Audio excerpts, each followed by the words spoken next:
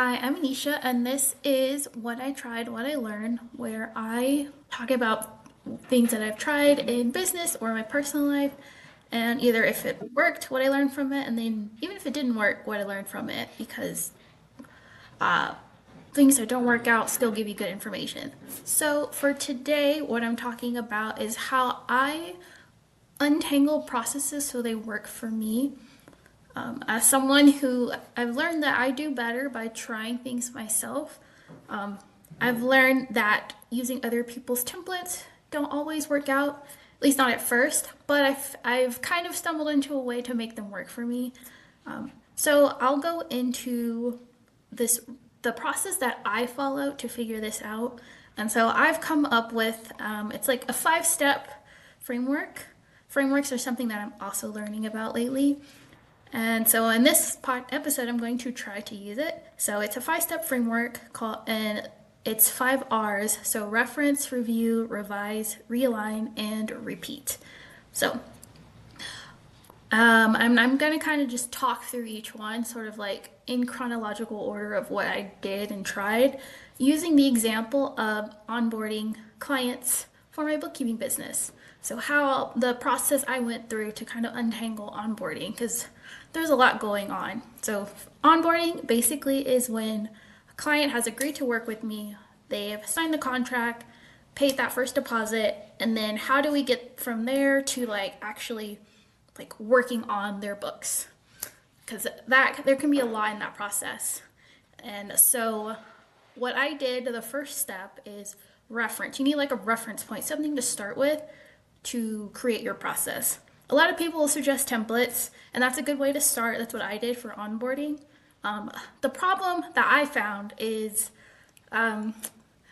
everyone's onboarding is kind of dependent on their software, their tech stack, their team, their business, how their business runs, and what makes sense to their brain. So the problem with that is that if their brain doesn't work the same way as yours, if they're using different tech stack than you, maybe they have a team but you're just one person.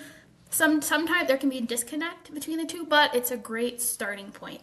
So I still recommend starting with something. So you can either use someone else's template, or if you want to create your own, like now what I would do is I would just brain dump everything that I want to include in the process, and then that would kind of be like my template, my starting point. So that's the first one, reference. Start with a reference point. And so for my onboarding, I used a template. I actually had, I think, several at the beginning because I took a bookkeeping course and got certified, and they gave us free templates. And then someone else in that group shared a template that they used or got from someone.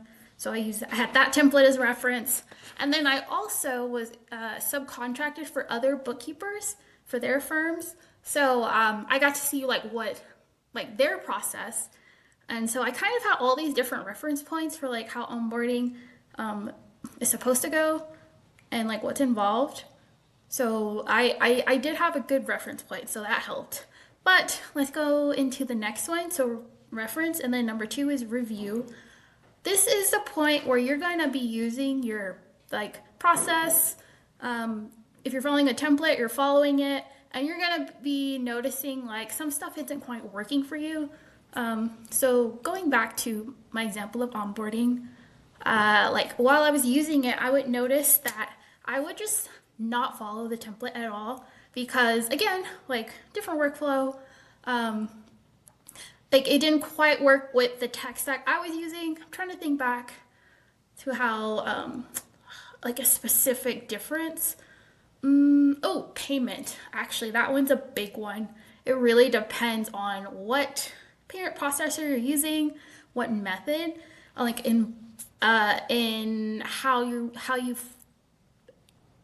create that process. So, example, at the time, I believe I was using Dubsado. I think I started using that early. So I was using Dubsado, and in Dubsado, you can make your proposal, contract, and then the invoice. You can do those all together, all in one. But if you're using, say, a little more manual process where you have to create your contract in like DocuSign or Word, and then send that and get it signed. And then you have to create the invoice or the payment request and send that. So those are different workflows. And I was finding that my onboarding template didn't quite match what I was doing. So I would just not look at it. And that was a problem because I don't want to rely on my own brain to remember everything. That's the whole point of having a documented process. So if you find yourself doing that, like just not looking at your template or the checklist you have, that's a sign that you probably need to update this. Like something about this isn't working.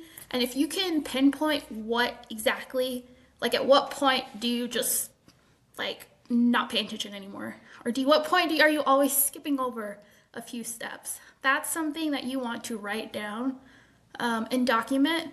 That way you can use it for the next step in the 5 R's. So the third R, that is revise. So you want to revise your process. So a couple options for this. You can either brain dump on paper what you're actually doing, or you can use that reference point, that template, and then just make notes for each step. Like for my onboarding, I would say for payment, I was like, well, I don't need to separate out proposal, contract, and the payment. Like all of those can be one step because of my software.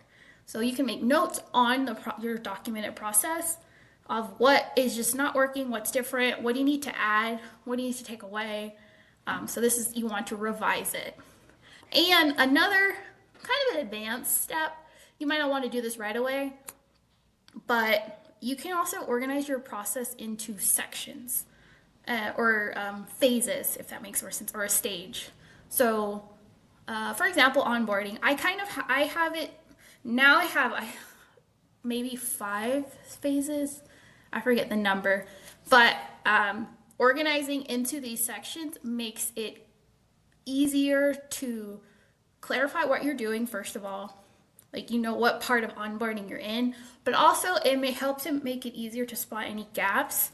Like, let's see, for my onboarding phases, I have like the initial where the proposal has been sent off and it's been like accepted, but we're still waiting, accepted. And then in that phase would be like contract signing, providing that payment method, but we haven't been paid yet. So that's actually a separate phase, because once we get that payment, then other actions need to happen. And I also have an internal phase, like things we do internally in the business. Like the client has no idea what that's going on, because this is what we need to do internally to get their info into our systems, their projects set up for taking care of their books. So all of that's internal work. And then the phase of once that payment's come through, like what we need to do after that. And then after that, there's another phase. I kind of just called it internal phase 2, because I don't know, try to keep it simple. I can change the name later, but like there are another set of tasks that naturally group together that makes sense for me to do. And so that's kind of what you want to do. Like when you're looking at what you're doing, are there any steps that kind of just naturally group together that you tend to do all at once? Maybe because of your software, or how your team works. You know, maybe one person handles all of these tasks and it just makes sense to put them in one phase. So again, advanced, kind of a little more advanced. I didn't start doing this till later, but that could also be why a template's not working for you. Maybe their phases are different. How you would do it just differs from what they do. All right, so the 4th R is realign. So this one's just realigning your process to your goals. And this is kind of where I am now for onboarding. The goal with my bookkeeping business for clients is I want to take bookkeeping off of their to-do list, to take things off of the to-do list, because when you own a business, especially if you're a solopreneur, then you've just got a lot on your plate, personal and business. And so if you can, like for me personally, I want service providers to take things off of my list. Like I don't need one more thing to do, I need one less or 10 less things to do. So that's my goal for onboarding. I want to start that process right away. Unfortunately, onboarding also requires a lot from clients. Like I need information from them about their business. I need them to sign the contract, to like give me access to documents. So it can be a lot. And the current way I have onboarding set up is it's a 2 week. I give like a 2 week deadline, and then at the end of 2 weeks we should be done. And I could start like your bookkeeping cleanup, or if we're starting in January, we just start your monthly bookkeeping. But what I've noticed, and that's in this realign phase, is that you kind of want to pay attention to how the process is working and if it fits your goals. And so I've noticed a lot of people don't do anything that first week of onboarding, and then they really start working on it the second week. So I'm thinking maybe I should shorten that to just 1 week. And then the other thing I've noticed is in the beginning, I used to have like everyone just had to get on a call with me to get things set up and get me documents and access that I need. And that worked great. But a couple of times people wanted to just do things on their own, which makes sense. I get it. I'm like that too. I want to just get it done on my own, and I don't want to meet with you if I don't have to. But I'm thinking about going back to that because onboarding was so much shorter on the client side back then. And so now that I'm more organized, I know exactly what we need to take care of. I think those meetings can be shorter now. And if we meet together, that gets just everything done in that one. Usually it's about an hour. That's what it was before. So hopefully it'll be shorter now because I'm more organized. But because I don't want to leave out the people like me who are like, yeah, I can get this done on my own. I don't want to punish everyone. Punish is a hard word, but I don't want to force everyone to do one thing if there are some people who could do onboarding on their own on time. So the idea I have, I haven't tested it out. That's why you want to do this realign phase. You're kind of experimenting and then testing to see how it works. But I will have like mandatory, like meet with me for onboarding. But if you can get these things done before, then we can cancel the meeting. You don't need it. Like the whole point of the meeting is to take care of all those tasks. So that's my idea. We'll see how it works. But I feel like this would be closer to my goals. Also, just from the internal, like operations, business side of onboarding, it's actually harder when people are doing things piece by piece, because I have to keep checking in, making sure like what's missing, sending those reminders. And we all know how email reminders might just get lost in the inbox. So, it's just one more thing to pay attention to. Just one more thing coming into your inbox, and that's not matching my goal at all of taking bookkeeping off the to-do list. So we'll see how this goes. Like my next, really it'll probably start in 2025, but I'm already planning right now, November 2024, to take care of or to update onboarding.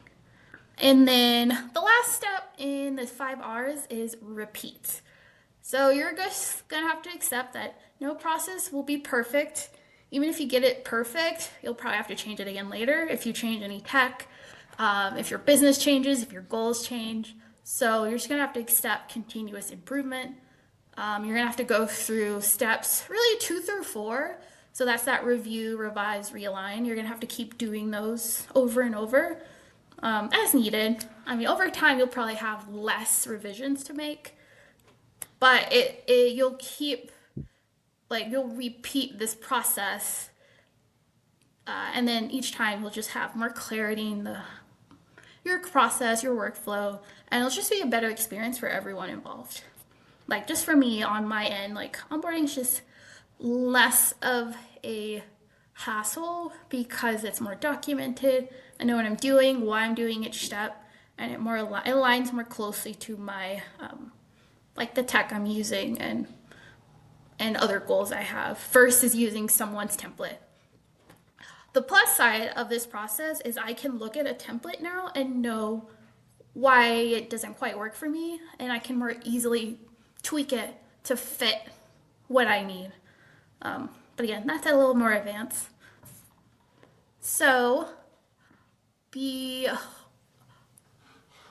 like if you're someone like me who needs to go through that trial and error, like try it myself, revise, realign process, then hopefully that, like the 5 R's, and I'll say them again, just reference, review, revise, realign, repeat. Hopefully that helps you, give you like a framework to make either a template or your own brain dump checklist work for you better.